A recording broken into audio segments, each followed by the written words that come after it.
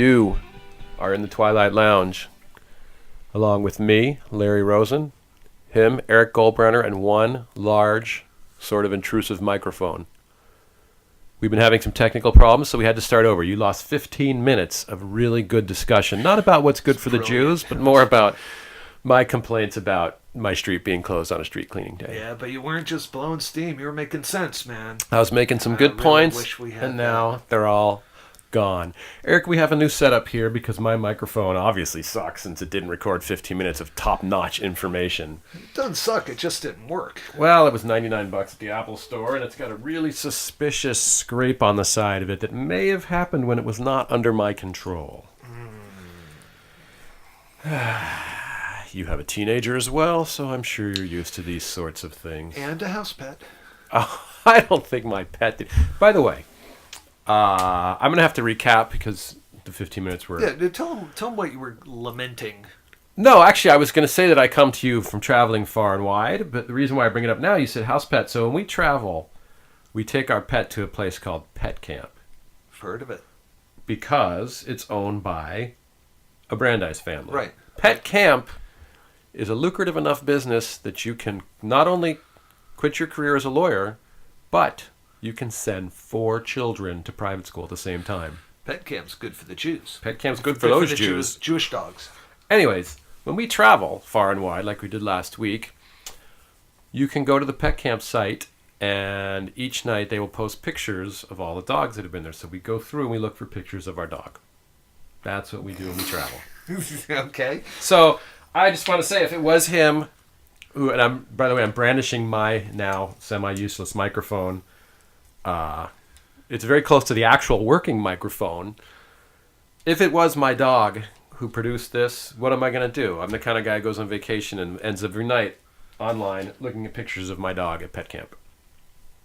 I don't know. I don't know if that dog's good for the Jews. I would still hit my dog over the head with the microphone, but... You don't have a dog. How we're different. You have a cat. My theoretical... Well, this is how we're different. You're a cat guy. Yeah, except you don't expect anything but bad behavior from a cat. When you go away, what do you do with your cat? Just roams around? No. First of all, it's not my cat. It's my wife's cat. And so what she does is she arranges for visitors to come to the home and feed them and play with them and look after them. You know, and that is an excellent...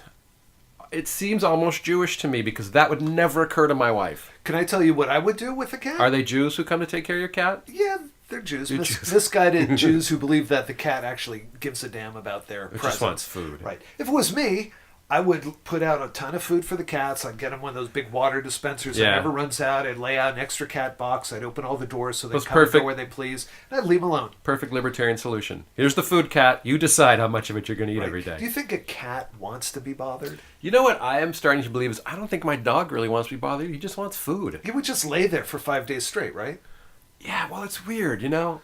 I say this, but I also know that he is oddly loyal. For a dog, dogs are loyal. I know, but sometimes I think, like, he's never been the kind of dog who, like, goes crazy when you come home.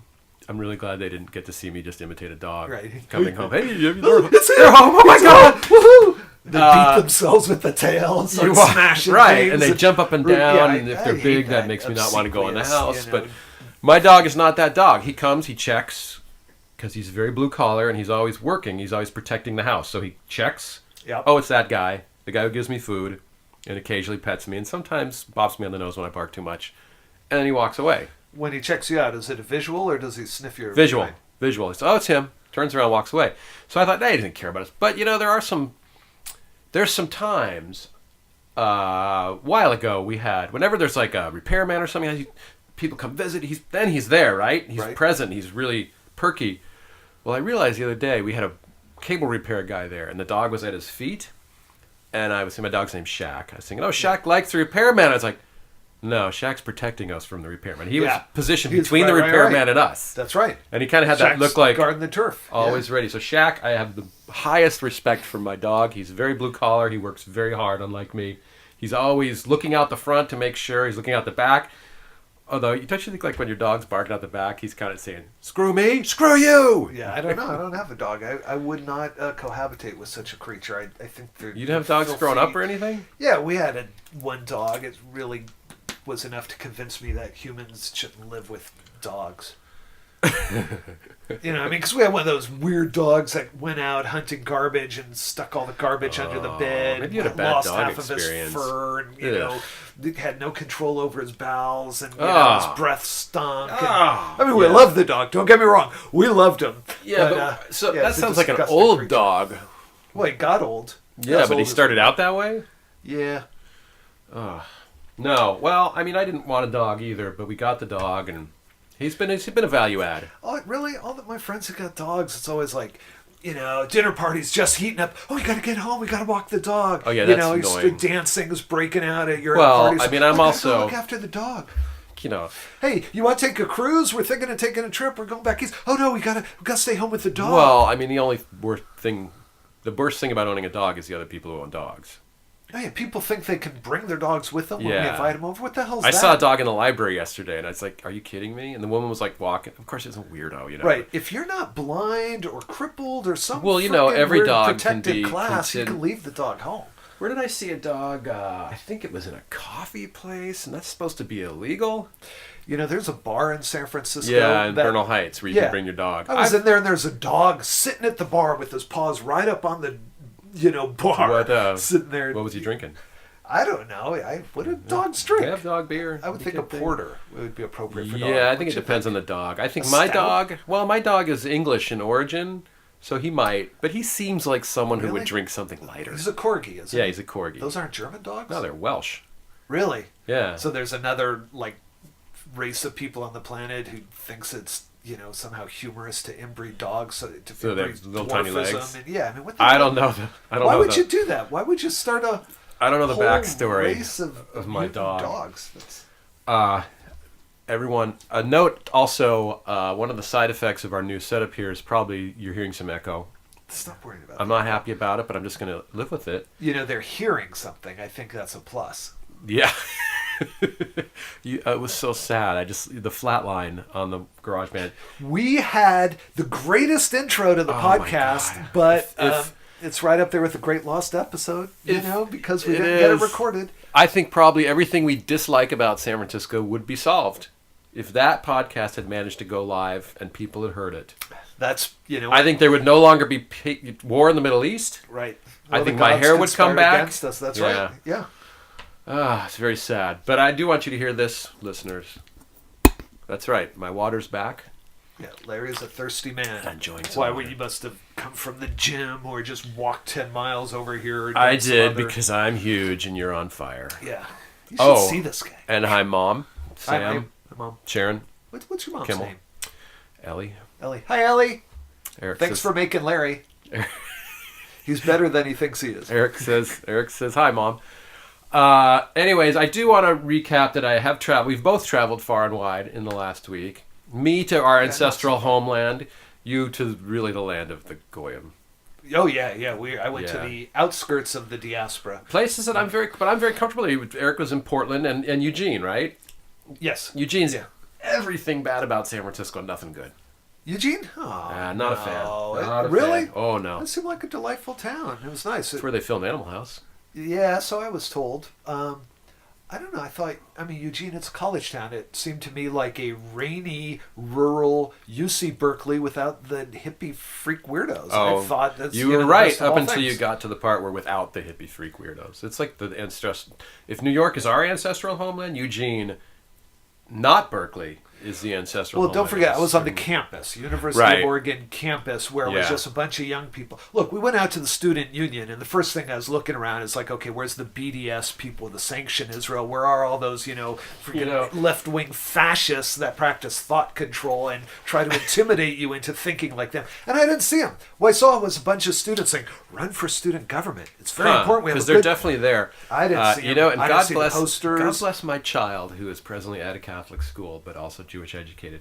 We too were on a college tour, and he checked every single school to see their level of friendliness toward Jews. Really.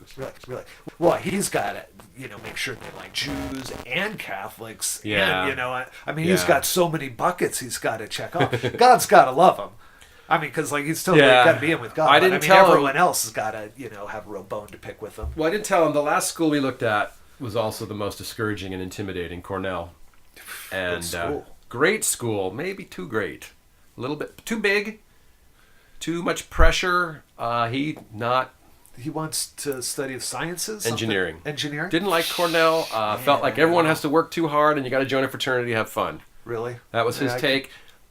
He didn't know the next day Cornell voted not to join BDS or whatever it is they do. But it was on the table at Cornell. Do we vote to join the boycott, divestment, sanction Israel movement and alienate all of our affluent Jewish supporters who are giving us endowments? Well, Berkeley does it. Yeah, well, see, okay. And everybody I know, San Francisco I have a very skewed view of the world where the Prius is the most popular car on the road, and everybody went to Berkeley. All the Jews went to Berkeley. They did. There are a lot of Israelis there, too. They went to Lowell High School and Berkeley. Okay, you have to understand how this came about. In California in the 60s, you had all these student uprisings, and Ground Central was UC Berkeley, right? And San Francisco State and some others. Led by the Jews. Very important Jewish representation. We sort of touched on that last week, the free speech movement. Right, Mario Savio, the free speech movement. Not Jewish, but everybody else. Right, and I think the free speech, I'm down with that. Free speech is good for the Jews. I would dissociate that from hippieism whatsoever. Free speech is much deeper. Hippieism was a party. Right. Well, I mean, the hippies, there's a political movement there, but I don't want to give them any credit. No, I give the hippies credit for what they achieved. In fact, I'm reading, not to digress, but I'm reading right now the biography of Stokely Carmichael just came out, and it's really giving me new insights into civil rights. Well, you can't dissociate civil rights from the hippies, man. I can. Well, you can, but I mean... If you're talking specifically Summer of Love, 1965 to 68, San Francisco hippies... Not concerned. I'm talking about okay, whatever. I don't want to define what I mean by hippies because then everyone's going to know what I talk about when I slam them, and I'd rather have that be couched in mystery and have them sort of figure it out. You're no mysterious. Just like Titus Welliver, who you resemble. Titus? Oh. He was the man in black on Lost. Oh, yeah, I never saw it. I thought he was an athlete, and I was going to be completely befuddled. Anyway, here's the thing. In the 60s, I mean, the college campuses was ground central for a lot of the hippie movement, and in California, there's a lot of stuff went down, right? There was big resistance. Students demanded a larger, more active role in the running of these institutions, and they got it. And student government got a lot more power, especially power over how they allocate their funds. That's here in California. Because Lord knows, I hate to be this guy, but Lord knows 19-year-olds really know what's best. Yeah, well, what can I tell you, man? That's the parent of a teenager who's a great teenager. What was it when when the people lead, the leaders will follow? When a child shall lead them, I don't know. Yeah, I think that's kind of bullshit. I really, whatever. This is what went down. Okay. So it didn't happen at Cornell, right? Cornell being a private institution. But it kind of happened at Columbia. The gray-hair patricians who are running the place. But wasn't there a period in the 70s when there was unspoken quotas against Jews in the Ivy League because we were overrepresented? Really? That could. I've heard that. If my dad was here, he could tell us. Yeah, I would have no way to know if that's true or not. Yeah. But unspoken quotas against to keep us out. Well, that's discrimination. Right, but if they're unspoken, how do you prove it? Actually, if they're unwritten, you look at statistics. They're probably spoken, you but have to do an investigation. Yeah, just a bunch of dumb Jews for a few years there. What happened? Everyone else was. Find me a dumb Jew. Here's what's funny. Check this out. So, my son is not a supporter of affirmative action, but visiting his favorite school on this trip, the Rensselaer Polytechnic Institute, which has a 71 to 29% boy-to-girl ratio, he said, boy, they should think of ways to get more girls in here. Right. Yeah, well, would affirmative action actually do that? I thought affirmative action was specific. Well, no, I broke it down further. Like, what do you mean? You mean like maybe they should make it easier for them? They should change. They should do more outreach to get him in. It's good that he's thinking about these things, and it's good that you're challenging him with thought-provoking questions. Well, I'll tell you what, that was a great school, but there's no girls there. Really? Well, chicks are a distraction. Yeah. All right, I got an engineer joke for you. Okay. Okay. A bunch of people are debating who created the human body. Was it an engineer? Was it an artist? The artist is saying it had to be an artist. Look at the grace, look at the beauty. The engineer is saying, no, it's got to be an engineer because look at the mechanics, look at the physics. And the other engineer says, no, it wasn't just an engineer, it had to be a civil engineer. And he says, why? I said, well, look below the waist. Who's going to put a toxic waste dump that close to a recreation area? It doesn't make any sense. It's got to be a civil engineer. Okay. Let's move on. Let's move on. Is Cornell good for the Jews?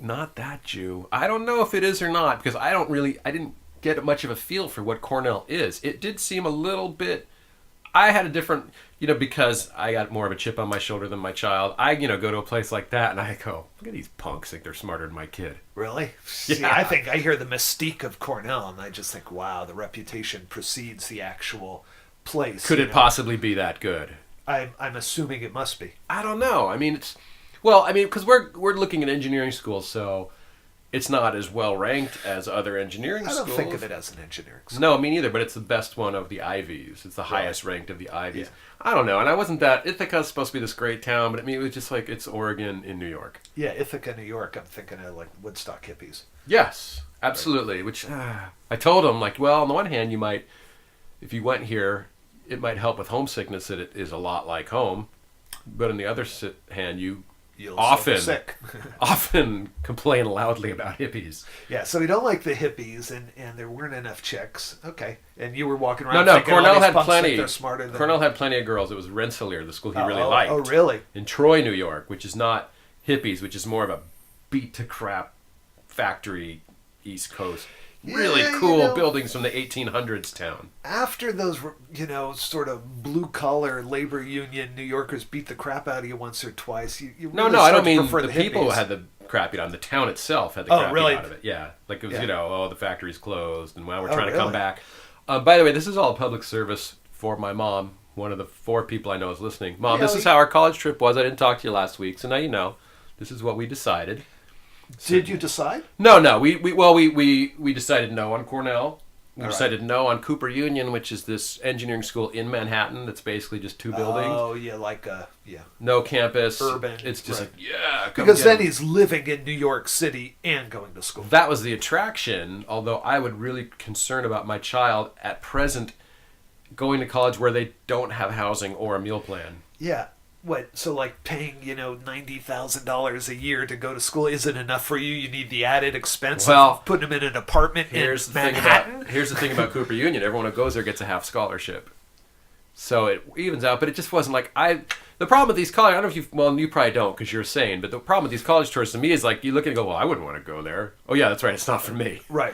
Yeah, well, that's what I thought when I went to University of Oregon. Yeah. I mean, because we walked through first of all, there's no privacy. Right, so if you live in the dorms, you never lived in a dorm, did you? Why would I live in a dorm? Wow. I was an only child with a single mother in a 4-bedroom, 2-story house in Pacifica. Yeah. Growing up, I could go days without seeing anyone. Wow, that's right. That's like crazy, and I don't care to associate with other people. Yeah, right? That's why we've got this virtual world here. For those of you listening, I am not manifested as a person. So I'm lying, a disembodied voice. It's like that movie with Scarlett Johansson. Oh yeah, it's him. I'm with him. Oh yeah, that's right. I'm him. Right. So it's anyway, my virtual mentor over here. The thing is with University of Oregon. Okay, we walked through the dorms and.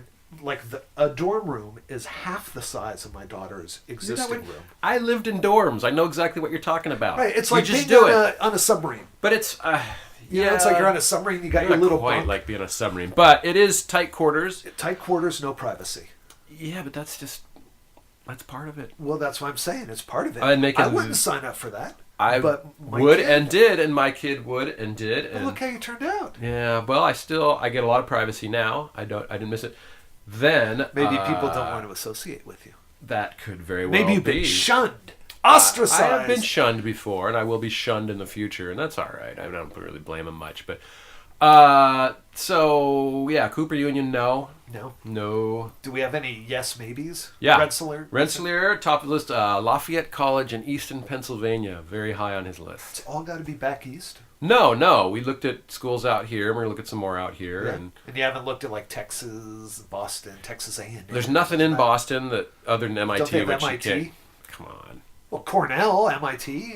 MIT is harder to get into. There's a school in Texas I want him to look at, Rice University, but he's enough of a San Franciscan that he hates Texas without ever being there. On principle alone. Yeah, just the fact that it's Texas. Good. I appreciate that open-minded attitude. Totally. Austin is supposedly San Francisco, though it looks like Southern California. Actually, you know what Austin looks like? It looks like Sacramento.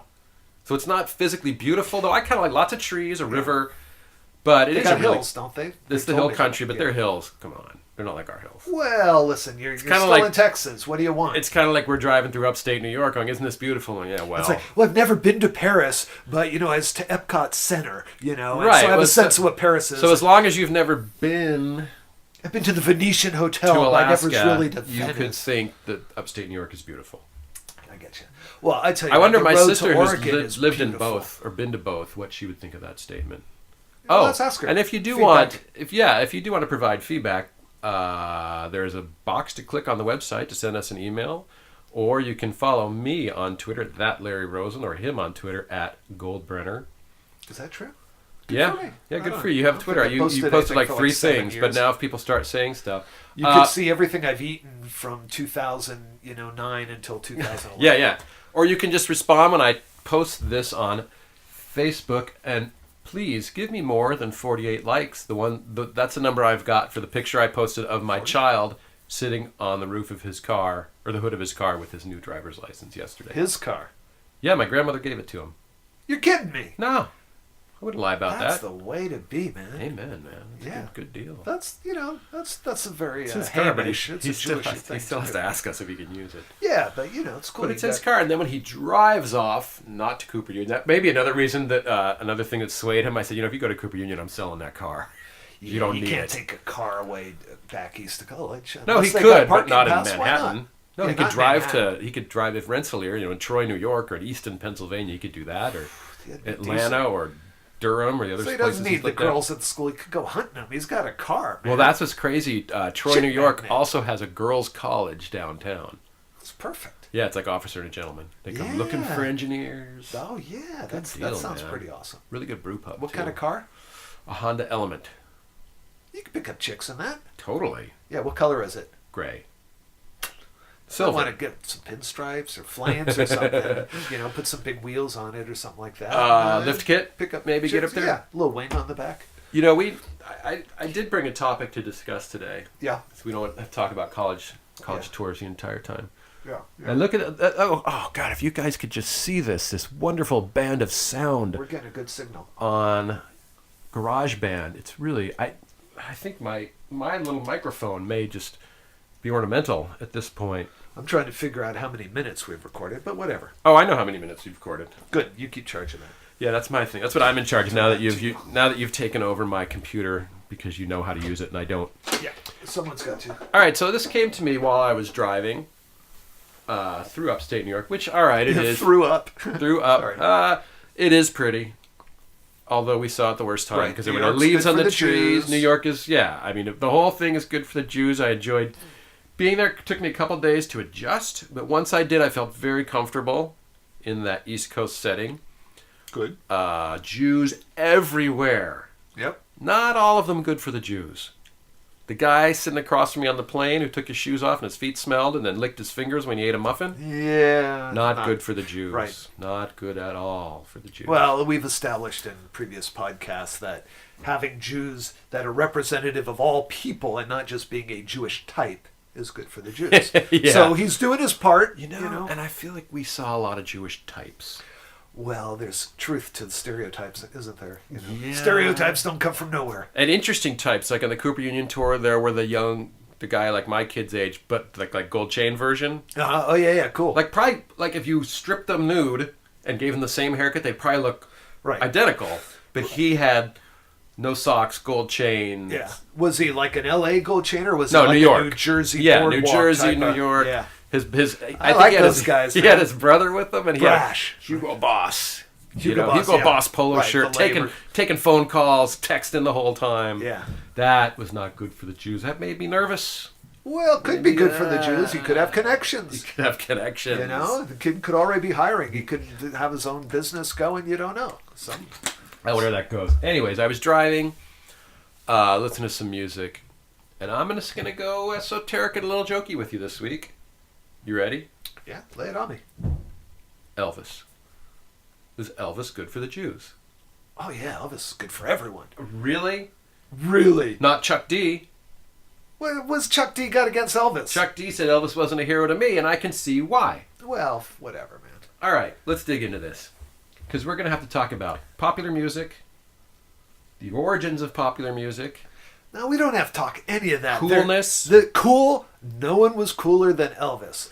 Elvis is still the king of rock and roll. I love rock and roll. Let's catalog. Chuck D, no disrespect to Chuck D. He did his thing. He's cool. I would disrespect Chuck D because I hate that look he always has on his face. You know he's that? Pissed off. He's really mad. What do you expect? You're keeping him down. He's pissed off at you. I'd like to see Chuck. What if you were a stand-up comedian and you looked out in the audience and you saw Chuck D and Spike Lee? You're in the wrong club. Yeah. You get off the stage. Let Cedric the Entertainer get up there and give the people I don't what they think want. Cedric. I think Chuck and Spike would find something to be mad about. Didn't Spike do a movie about Cedric the Entertainer? Did he? With him? Yeah. Is he dead? Cedric. I think he's dead. Or am I confusing with Bernie Mac? No, I don't know. I thought they're the same guy. You just have not come close enough to a Def Comedy Jam in quite some time. No, but I've seen a lot of Spike Lee movies, and he did one movie about stand-up comedians, and I just don't remember Cedric the Entertainer. I don't think he would like a Def Comedy Jam, Spike. Spike? I think he would say minstrels.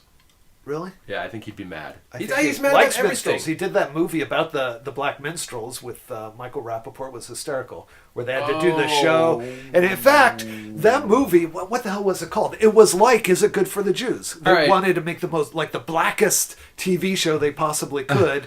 So they came up with the idea of, black minstrels in a watermelon patch. Remember when Spike Lee made that movie Italian People Are Stupid? Call it Summer of Sam. Yeah, Summer of Sam. That was a good one. Yeah, that was his movies are so pretty. What I don't think he's good for the Jews, though. Spike Lee? Yeah. That's always debatable because he had that one movie, was it Moped or Blues, I think it was. Which I didn't see. With the Jewish agents who were shocking. manipulating the jazz bands, and ripping them off. I would be shocked if Spike Lee had nice things to say about Jews. Spike Lee has said some very controversial things about Jews, but this is, like I mentioned before, I'm reading the autobiography of Stokely Carmichael. Yeah. I think it's important to understand the relationship that black folks, politically radical black folks, have with Jews. It's a weird irony. Jewish liberals were totally supporting them to the hilt, and then as these guys became more and more radical and politically aware, they concluded that the Jews are basically just a subset of the whites, and that Israel is pretty much something that represents all of the evils of white society, like South Africa. Fair. It is fair because the liberals that support them have the same beliefs, the same mindset. I would say, if anything, the correct answer would be that that the liberals are no less patriarchal.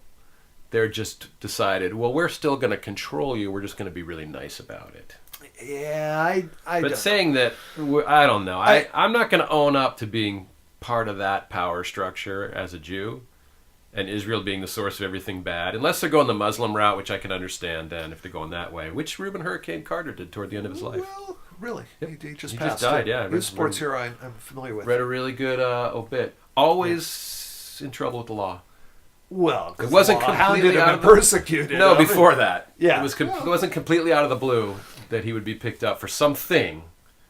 And you can't tell when they get into that stuff where it's like, well, it's because he was outspoken. I don't know. I wasn't there. Yeah, whatever. I wasn't there either. Who knows? Anyways. I just want to say one thing about the whole Jewish power structure in Israel and all that. I will own it. Really? Because you want to be part of it? Because I want to be part of it. Because it's because the state of Israel and the concept of Jewish power, Jewish political power, American political power, the Jewish lobby, all that, I believe it's good for the Jews. It's better to have power and then have people say, oh, you have power and you're misusing it, you're bad and all that. That's all better than not having power. And but having power is a necessity to survival. But if it's an accusation that's not true, then how is that good for the Jews? Well, the fact that we have power is true. So we have to take... We have political power. It's true. I still don't believe we have significant political power. I think we have significant economic power and significant cultural power, but not political. Well, you make an important distinction. I think political power in America is directly correlated to how much financial strength you have. Your influence and your access to government and your ability to influence things is directly proportional. See, and I still think there'll never be a Jewish president because we'll never vote for him. I think there will be a Jewish president, and I think the Jewish president won't need the Jewish vote because the Jewish vote, there's not that many Jews. Wasn't Goldwater Jewish? Goldwater, I believe so. Yeah, at some level he was Jewish. I don't think his family had been Jewish for generations.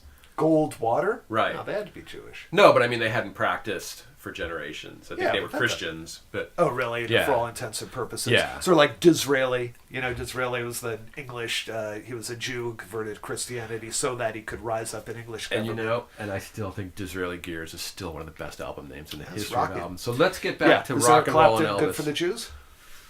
I don't know enough about Eric Clapton to say whether or not he's good for the Jews. I don't personally like him very much. But you like Disraeli Gears? I just like that name. Oh, okay. Gotcha. Yeah, I think the name is so awesome. And I liked Cream. Yeah. They were good. They were spare. Yeah. You know? Trio. Yeah, I liked Cream. I heard Eric Clapton, did he do some like horrible things at some point in his life? Like beat up women or rape women or probably. something? I mean, he was a complete heroin addict. And Yeah, I don't his know what kid it'd be fell like. out the window. Well, died. he wasn't a heroin addict, but I can't So, I mean, imagine was he, anything worse. you know, while he was being a heroin addict, who knows what other drugs he was on and completely out of his head, was he like beating women people and ripping people off and all that? Like, sort of goes with the territory, doesn't did he it? tie a woman to a chair and beat her up?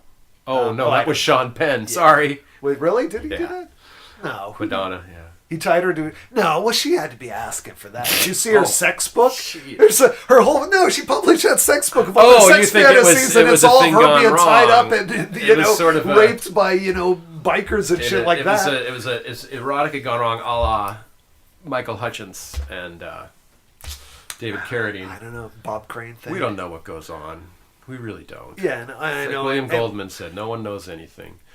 Which is true. Yeah. No one knows nothing about nothing. I think Courtney Love taught me that. Really? Nobody knows what's going Directly, she taught you? on. No, You God, don't no. know Courtney Love? No, I don't know Courtney Love. I'd like to know her. I would not like to know her. Really? She is not good for the Jews, if only for the sole reason That's that she probably pretends to be Jewish, and she's Really? not. Yes. She pretends... Well, like Madonna's not pretending to be Jewish. No, while but we're I mean, on the she Kabbalah. claims... No, Madonna pretends to practice Judaism. Courtney Love pretends like she is Jewish. Really? That she was born Jewish. Probably because How do her you know father she's was a not? deadhead. I saw it debunked recently. I was looking... What a Okay, so whack maybe I sometimes Yeah, look well, I at was born black. who was Jewish. I was black. Thank you. And I converted because God, I wish I could remember the full name Right. of Steve Martin's character. being in The Jewish Jerk. wasn't, you know, I need something to counteract all of the advantages I got from my Jewishness. So I decided to, you know, It's a feat. you I wanted to finish up the black radical, you know, Jewish thing. I know, but you're getting too far afield. I want to talk about Elvis. You want to talk about Elvis? Okay, lay it on me. Okay. Here's why I think Elvis may not be good for the Jews. Okay. Well, I mean, to begin with, he's from the rural South. Y'all. And that was a factor his whole life. And I love country music, but I don't know. Having that as the American icon musically, is that good for the Jews? Oh, yeah. Plus, and to take it at a more cynical level, we didn't control him. Well, his... Tom Parker did. But who was his Was there promoter? Jews behind? Who was his Jerry promoter? Weintraub. Oh. Jerry Weintraub, the great Jerry Weintraub, you know, that was his big claim to fame. He's called the Colonel every single day. Said, I want to take Elvis on the road. He want to take Elvis out of retirement. Colonel said, bring me $1 million. You show up with $1 million check, we'll take Elvis on the road. Oh, that's right. We'll Yeah, have yeah. Elvis play Madison Square Garden. That's good for the Jews. Like Frank Sinatra. Right. Well, Jerry Weintraub managed Who or do you promoted Frank Sinatra too. Who do you think's better for the Jews? Elvis or Frank Sinatra? Well, you gotta say Frank Sinatra. I mean, Frank Sinatra stood up, and you know, he was an advocate for the state of Israel and an advocate for Jews, and for at a time when anti-Semitism was still a real factor in this country. Well, Frank was always known for whatever faults he had as a person for being colorblind. He hung out with Sammy Davis Jr., Who was a black Jew, and Jewish. right? And Joey Bishop and all those guys. They were all, you know, there's a very well integrated sort of, Yeah. you know, Italian Jewish milieu. But we're talking about Elvis here. And the question is Elvis good for the Jews? I can prove that he was. Okay, lay it on me. Heartbreak Hotel, Jailhouse Rock. You know, you ain't nothing but a hound dog. Are these written by Jews? No, but these are all Elvis songs. Actually, man. they were written by Jews. You know, any Jew hears those songs. Weren't they're they dancing, they're singing. Weren't they Lieber Stoller? I don't know who I wrote think them. I they don't were. care. I'm just saying, with songs like that, you're good for the Jews. Yeah, but I don't know because I guess I'm trying to make a case that Elvis's popularity replaced something more Jewish.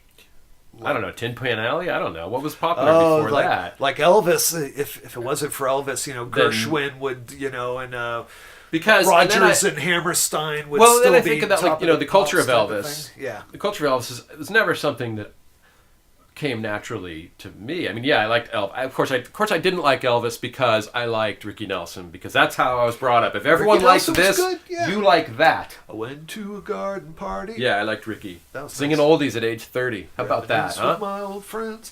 Yeah.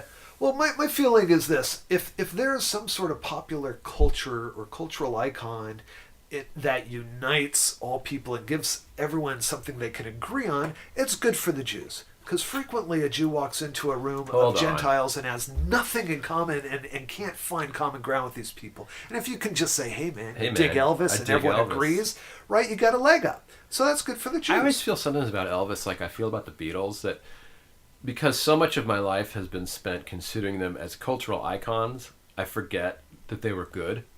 Not good, great. Like, I forget, like, I'll hear, like, my favorite Beatles song is Rain. You know that song? You're sure. And it's got that funky bass, and I insist. I was having an argument with them. No way is that Paul McCartney. There's no way he could do that. He was not that good of a bass player. Oh, he's phenomenal. He's a great musician. What are you talking about? I just never think, like, no, they're like guys on cereal boxes. They're not real. Oh, no. Except for John Lennon, who I always liked. You know what? They're all great players. John Lennon's probably the weakest player of them all. But the biggest personality. Oh, yeah, and phenomenal artist. And Ringo Starr is a fine drummer and an excellent drummer.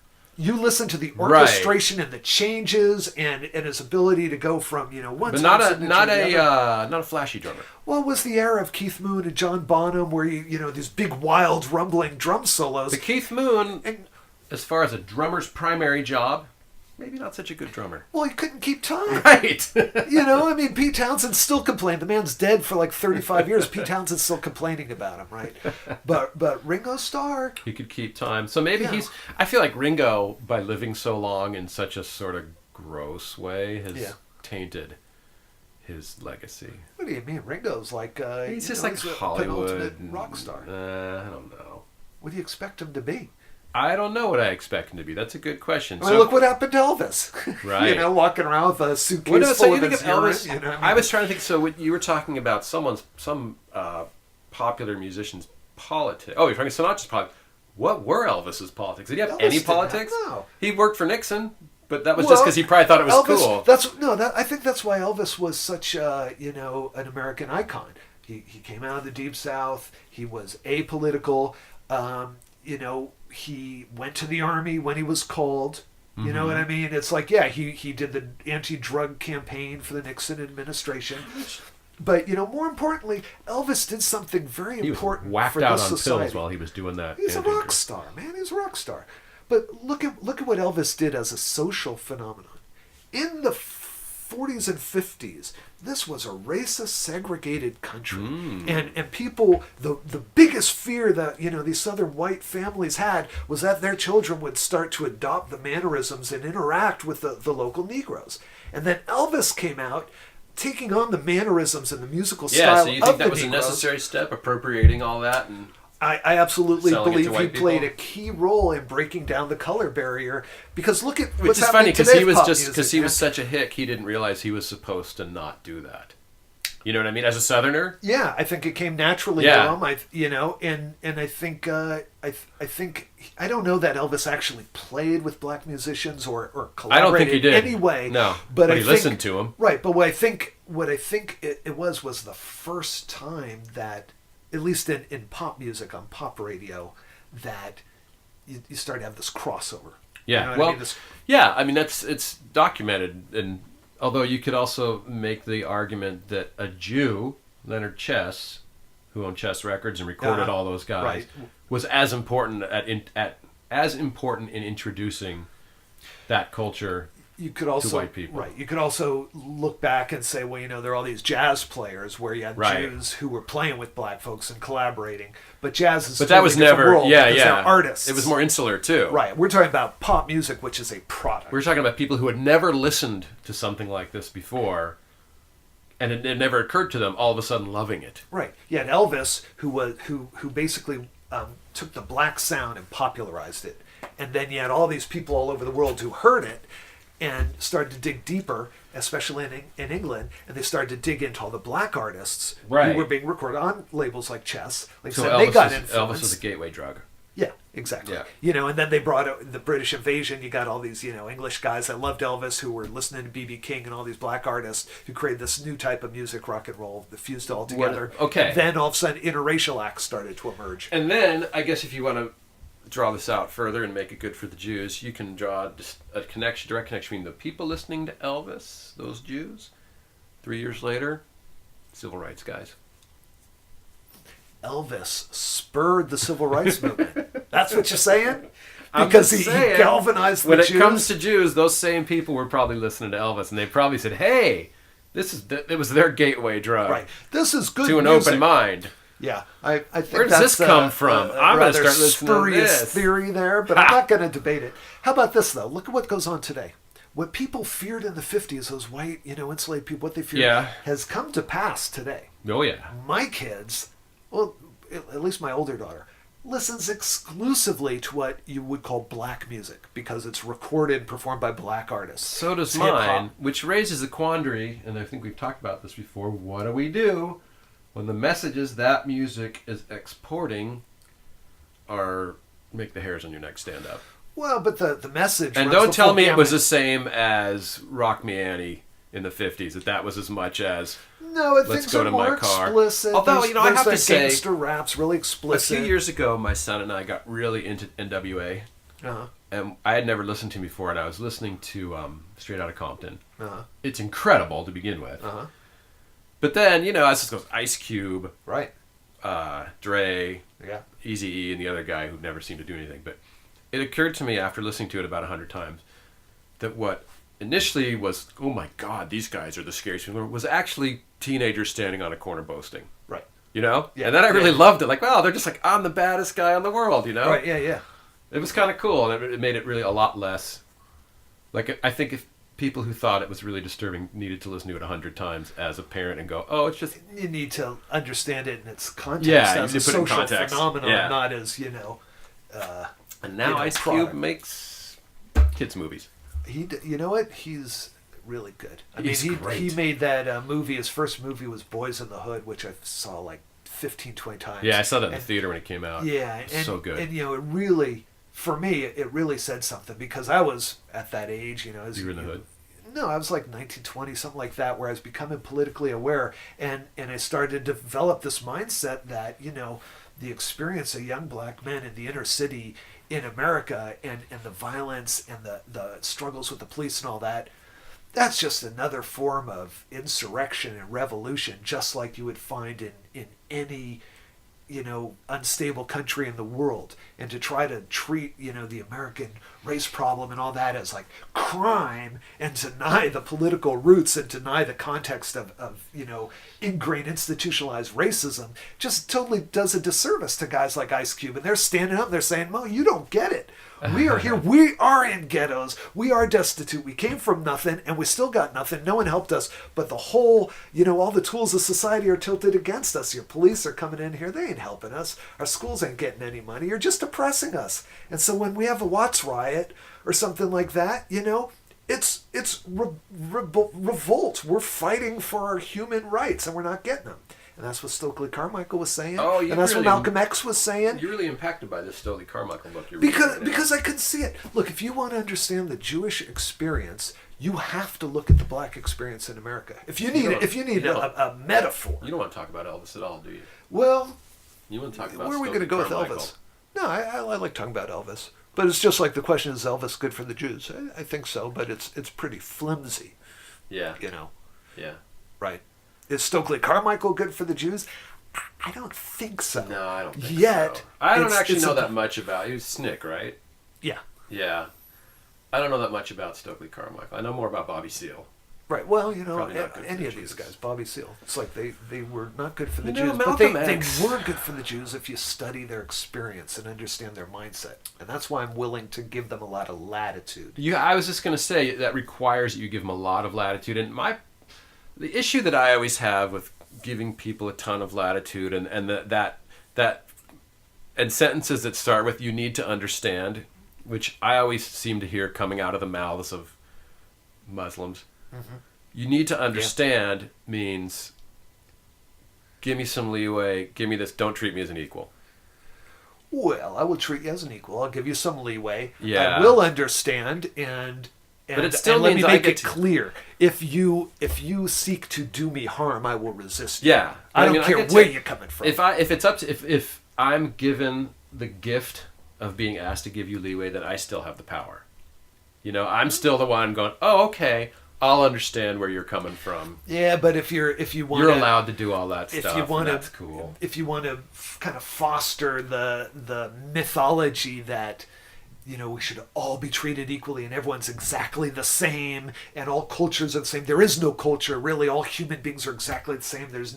Should be no distinction. I mean, it's just a bunch of BS. You know, you can't judge people out of the context of their experience and where they live and hold them to the same standards. You can't hold, you know, the Palestinian in Gaza or the black guy in Watts to the same moral and ethical standards as the President of the United States. Explain further.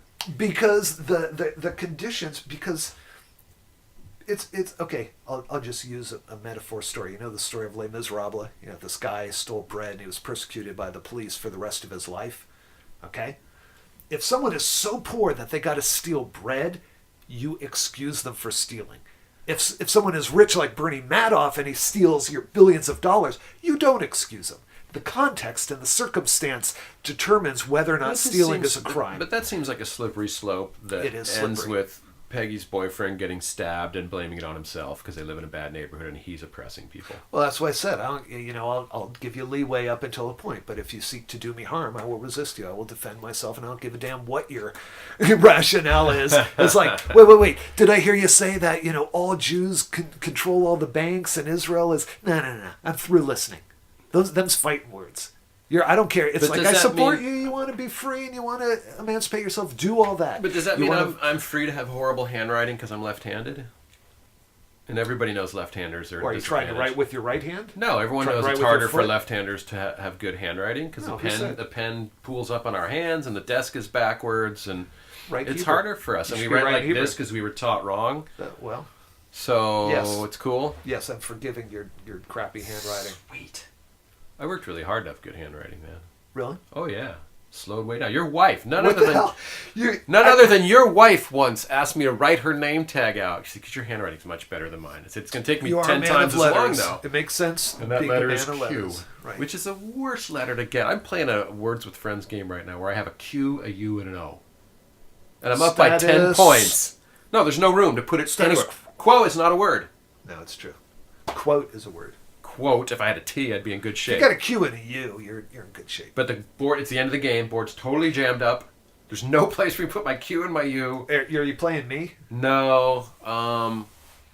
No, it's my brother-in-law. Really? I forget do we have a game going right now? I don't think we do. I think we do. Do we? I think it's my move. I'll check on that. I don't know. I've been lax on have it. On account of all the other important things I have to do. Right. I usually have about 8 going at one time, so I do tend to forget. Do you ever play Strangers? Yeah, I do play Strangers. I play one. I hate playing Strangers. Really? They don't appreciate my sense of humor. Like when you talk to them? Like, well, you know, if I produce a word like fart or something, I always like send a little text, you know. Did you know goy is a word? Goy? Really? Yeah. Makes sense. I've never used it, though. Jew is not a word. Jew's not, well, it's a proper noun. Is it? Yeah, I guess Jew? So, huh? Yeah. I guess. If you spell Jew with a small J, then you get that's struck bad by for lightning. Jews. Oh yeah, man. Yeah. I'll come to your house. Right?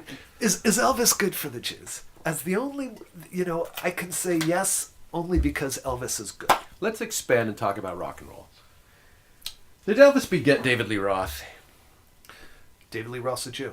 He is definitely a Jew. I heard on the radio today a David Lee Roth song that supported. I should have just said, is David Lee Roth good for the Jews? Because it's a way more complex issue. Yeah. Let's go to that. Is David Lee Roth good for the Jews? There's definitely... My mom doesn't know who he is, though. David Lee Roth was the singer of the band Van Halen. They were huge in the 80s. And a real heavy metal band, Mom. Right, and he was like a real good-looking, macho guy, long bleach blonde hair, big muscular guy. His father was a dentist. Right, real LA sort of character. I always thought miscast. I heard that song "Just a Gigolo" today, Yeah. and I'm like, again, for the millionth time, that's who he really is. He's a song and dance man. He's a vaudevillian. Right. That's kind of like Gene Simmons is going down the same Right, path. right. It's sort of. Or if you knew anything about sports, I could say something about Deion Sanders and Michael Irvin, but you have no idea who Michael they are. Irvin. I've heard of that guy. He's a football player. Yeah. Deion Sanders. Football player. Yeah. No, what's Michael Irvin's claim to fame other than being a football player? There was a trial where he, okay, we're good, where he tried to have one of the witnesses killed. It was like a cocaine and hookers thing. Really? Well, that don't sound so Because bad. Satan and Jesus are fighting for his soul. And that's the context he needs to be put in. Deion Sanders, they're big tent preachers. Yeah, They're that's not bad athletes. for the Jews. They're big tent preachers, just like Jerry Lee Lewis, who I love more than Elvis. Jerry Lee Lewis. Yeah, Jerry Lee Lewis. So what's He's he probably preaching? not good He's for the Jews. Jerry Lee Lewis? Oh, Jerry Lee Lewis. Not Jerry Lewis. I thought you meant Jerry Lewis. I was Hey, like, lady. He's good for the Jews. He's raising money for, was it muscular dystrophy? What a guy. By all accounts, such a bad guy, personally, and so messed up. And he had that movie. Have you heard of the movie? He made this movie about a clown during the Holocaust. Oh, right. Yeah, but never was released. Never released, legendary, but always Right. like so unpleasant. I'm sure in the person. French would like it. Yeah, and great for the Jews. Yeah, Jerry Lee Jerry. Lewis. Jerry Lee Lewis, the probably killer. not good for the Jews. Anyone Probably named not the good killer. for anybody who ever came near him, but I love him. He's so tough. He is punk rock. Oh, man. yeah, no, he's rock and roll. Oh, yeah. And he married his cousin who was 13, which is not good for the Jews. Well, I think Elvis married Priscilla. She was like 13. I mean, that's what they did down there.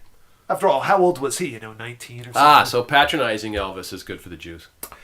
I say again, you don't judge people outside of the context of their culture. You don't drop them into your San Francisco culture where you got to be 40 and already have your MBA and a couple of startups under your belt before you even start your family. I agree with that, but it is kind of creepy to marry a 13-year-old. And Priscilla was 15 when he met her. Did you see her? Yeah, and he waited till she was 18. Right, she was Elvis was foxy. a gentleman. Elvis was a gentleman. Jerry Lee Lewis was not known to be a gentleman. No, but the great thing that I love about Jerry Lee Lewis is that Satan and Jesus were fighting equally for his soul. He had the devil inside of him, just like his cousin Jimmy Swaggart. Right, Jimmy Swaggart, exactly right. Right, also not good for the Jews. Not good for the Christians either. Yeah, I would say the only the American pop preachers who are good for the Jews are like Pat Robertson's good for the Jews. Really? Billy Graham's good for. Oh yeah. Billy Graham. So wait, they're Zionists. It's okay, good for the Jews. but They preach an acceptance and embrace and of the if, again, Jews. if my dad was here, he could tell me if this is true or not. But isn't there footage of Nixon and Billy Graham talking, and Nixon's asking him what to do about the Jews? Yeah, it could be. But I don't remember what Billy Graham's response was. Was Nixon good for the Jews?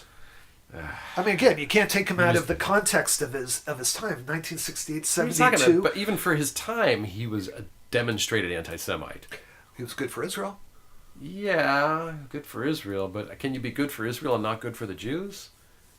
I mean, was he good for if the you're Israel? good for Israel, you're good for the Jews. But if you're Israel's good the for Jews. Israel out of strategic concerns, you still hate the Jews, but you think, I need that ally in the Middle East. You know, it raises an interesting question. Are good deeds because of their intrinsic goodness, or does they have to have the best intent behind Yeah, and them I'm to a be best good deeds? intent guy. No, I don't care what your A little naive. The road to hell is paved with good intentions, my friend. You do good. Listen, you feed the hungry, that's good. You clothe the naked, that's good. Even right? if it's... You shelter the homeless, that's good. Doesn't matter what your intention is, doesn't matter what they do with it. Those are good deeds, they stand. True, there's Maimonides, like steps of goodness. And But what if you can Nixon always is do better. supporting Israel and his ultimate aim is to put missiles there? And that's the only reason why he's supporting What if Israel. the Christian conservatives that make up the majority of this country and much of our government only support Israel because they believe in their apocalyptic vision of, the Jews must return to Zion Well, before they do, the Messiah right? can come? Well, what if that's their only reason? So they I'm have not- no interest in our long-term I'm survival. not really down with it. Well, It's just a difference of opinion. what I say is their support is good for the Yeah. Jews. If it's temporary, hey, you take what you can get. It's better than no support at all. Well, sure, Nixon's support of Israel was good for the Jews, but I don't know if Nixon was good for the Jews. Henry Kissinger was Secretary of State. When has a Jew ever risen to such a high I always position wonder, you know what I used to in say? America? That when Kissinger left the room, how long do you think it took Nixon to make an anti-Semitic crack? He probably made him while he was While sitting he in was the room. there, he emasculated him to get him to do his bidding. But you know what? Here's how this Jew feels.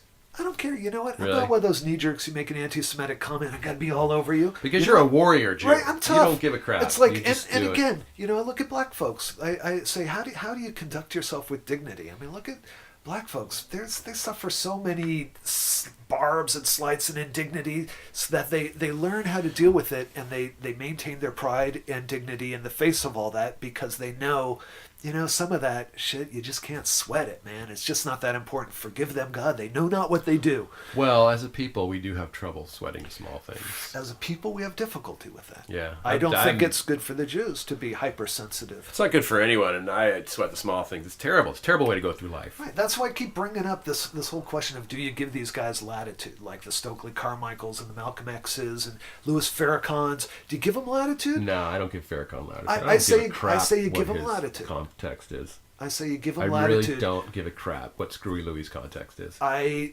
think that they're not really causing damage to the Jewish people.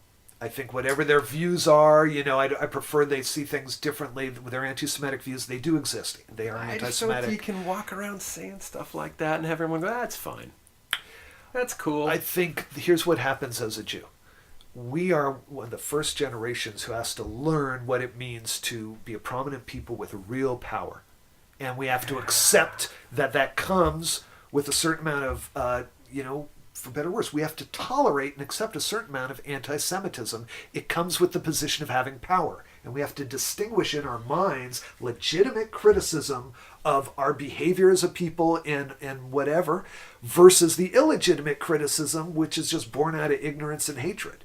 And that's very hard to do. Maybe because I don't operate under the auspices that we have legitimate power, I never recognize the legitimate criticism, though I make it all the time. Yeah. Actually, mine's probably not legitimate. Yeah. You know, sort of this mine's probably not legitimate. Rather enigmatic there. Paradoxical, one might say. Yeah, that's... I don't know. You think Farrakhan had Malcolm X killed? Well, what I believe is that... Or do you think Yusuf Bai had it done? I don't know who had it done, but I believe there was definitely within the black Muslims, you know, there was this conflict, and I believe there was people who wanted Malcolm X killed within his own ranks, basically, or the ranks that he separated himself from. But I also believe that the FBI was monitoring the communications between the black Muslims and played an active role. I think they fomented it to a certain degree. I think they leveraged the discord among the black Muslims and launched a disinformation campaign, a surreptitious disinformation campaign. Surreptitious. Right. I think like they were listening in on calls, and then they were like knowing what people were thinking. They were making up fake messages that were poisoning the plot. Do you also think they flooded Oakland with heroin to dissolve the Black Panthers? I don't believe they did that. I believe that the heroin in Oakland is because of criminals. However, you know, Oliver North really screwed things up when he was running that cocaine, Iran-Contra thing, because it gave all these conspiracy theorists a real case to hang their hat on. Say, well, here's a case where a guy from the government was actually importing drugs to pay for an illegal weapons program. It happened once. Why couldn't it happen again? You know the problem with conspiracy theories are? They're really fun. Yeah. They're a blast. I could read about the Kennedy assassination for days. Well, I think there's probably legitimacy to that one. But look, we're talking about what happened in the 60s and 70s before internet, before mass communication. Right. No one can keep a secret today. Let me ask you this. If there's a conspiracy today, tell me Edward Snowden and his like aren't going to spill the beans. Yeah. And it's not going to be all over the internet. Let me ask you this, because it's getting time to close up. If Elvis was 19 today, would he be considered to be in more trouble than Justin Bieber? Oh no, Elvis at 19. You don't think they would know? Control. You don't think they'd know he was a speed freak at that age? I don't think it was a problem. You don't think Elvis had weird things going on with peanut butter and white panties that people would know about? I think it all falls within the I think they would say Elvis is out of control. Elvis is losing it. And he wouldn't have gone. Well, he wouldn't have gone in the army, first of all. I think Elvis at 19 looks perfectly tame compared to Justin Bieber. I don't know. I think Bieber may just be tame. I think Elvis at 40 was... I mean, we thought the Beatles were innocent until we started reading later. No, they weren't. Well, I mean, what'd they do? They were just like anyone who's on the road and doesn't have to get up early and has access to drugs and women and whatever. Right. What's wrong with that? Nothing. I'm saying if they were starting out today, we'd know because someone would take a picture with their phone or they tweet it or. So I don't think we're gonna. Not only do I not think we're gonna solve whether Elvis is good for the Jews, I don't think we really care. Well, you got to take a position. All right, I don't think he's good for the Jews. I think it was good for the Jews I because I think it was good. I think it's good for everyone. It's appropriate, Jews included. It's appropriate they disagree. We disagree because we were pretty lukewarm on the topic. However, I think maybe I should read that Stokely Carmichael book next week so I can come back with some ammo. Well, you need to start sending me text about the important sporting events that I should pay attention to so I can say something intelligent. I can do a little homework so at least I can be like, oh yeah, Michael Vick, is that the guy's name with the dogs? Yeah, but that's such old news. I mean, he's like an elder statesman about to retire now. I got to do a lot of catching up, I admit it. You do. You're in a home surrounded by girls and a cat, and you're not interested except for